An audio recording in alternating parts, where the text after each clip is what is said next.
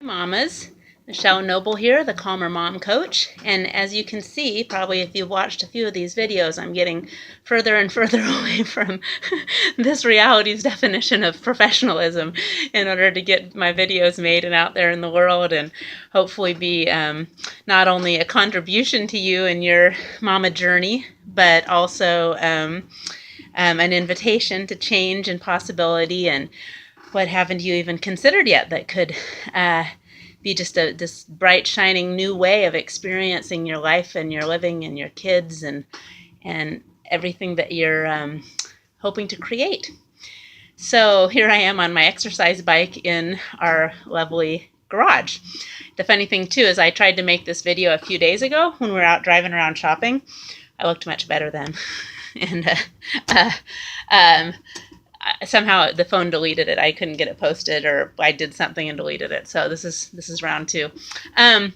So one of the things I wanted to share with you is I got this beautiful, beautiful clearing from my friend Fiona Cutts. I'm sorry, I don't know if I said it already. I'm on my exercise bike, so that's why I'm panting. Anyway, so the clearing is, what joy are you refusing that you truly could be choosing, that if you would choose it, would change everything? Take a moment and feel your body and just feel the energy around that. What joy are you refusing that you truly could be choosing, that if you would choose it, would change everything?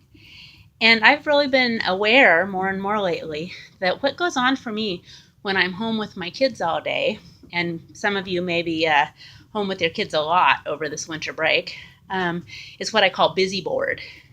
It's not that I have nothing to do. I'm doing all day long. I'm doing some laundry, I'm making lunches, I'm cleaning up lunches, I'm putting Gus down for his nap, I'm changing diapers, I'm trying to clear a path through the living room.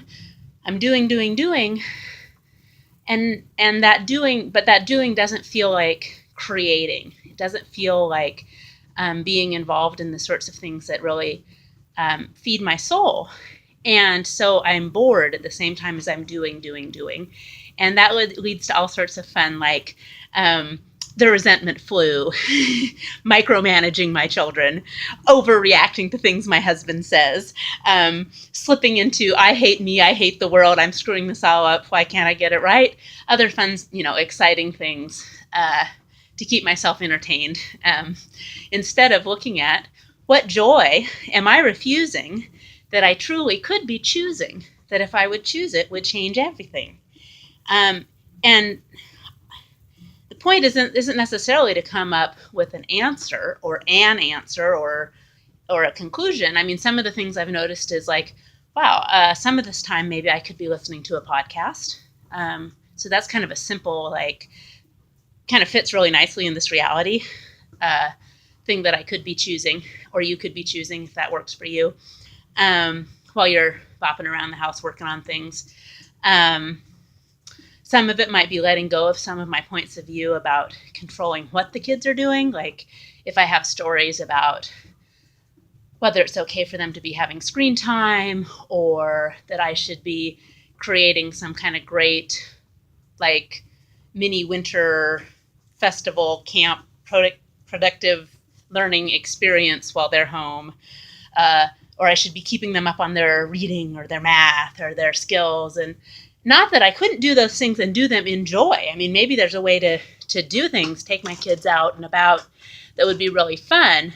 However, if it comes from this energy of like, oh, if I'm going to be a good mom, what a good mom would do would be to fill winter break with fun and educational activities for her children and enjoy every minute of it because I just love spending this time with my kids. How authentic is that? Mostly that's a recipe for judging the heck out of myself.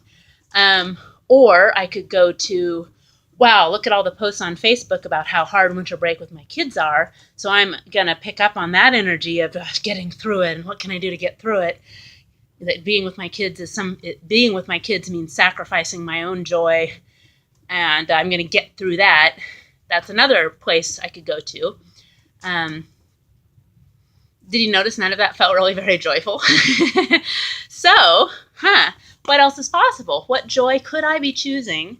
What joy am I refusing that I truly could be choosing? And if I would choose it, it would change everything. And as I mentioned, that clearing came from my wonderful, wonderful, talented friend, Fiona Cutts. She's in the UK, and she's an access consciousness facilitator. And she's doing this really cool program that she actually started about a week ago called 14 Days of Joy, where every day she's committed to joy in her life, and she's doing calls and things as part of that. And it doesn't matter that it's partway through the program. If you join in at any time, you can get the past calls and information and be a part of it. So her website, I will put the actual link in the comments below the video in the newsletter.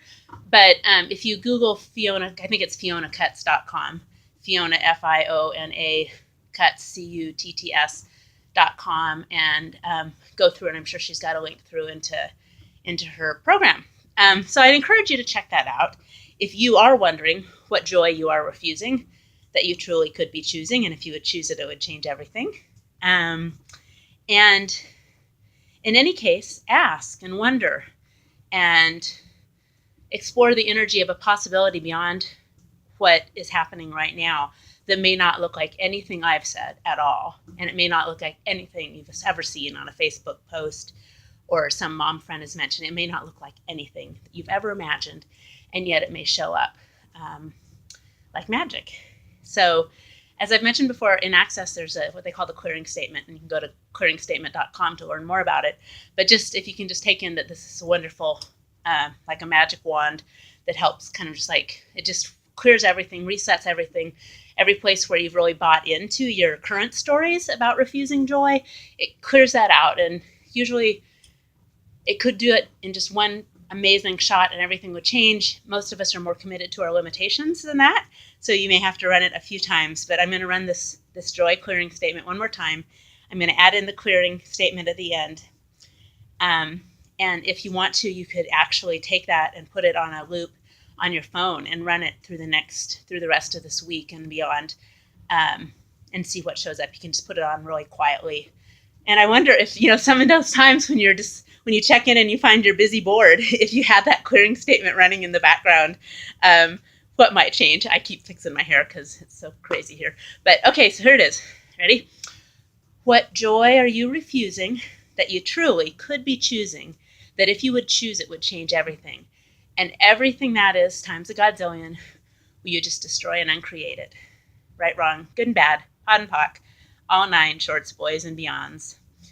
I wish you joy and peace, gratitude, light in this holiday season and beyond into this next year. And anywhere that what I've just said about all that you see on Christmas cards and Hanukkah cards and blah, blah, blah, brings up in you places where you're going, yeah, right?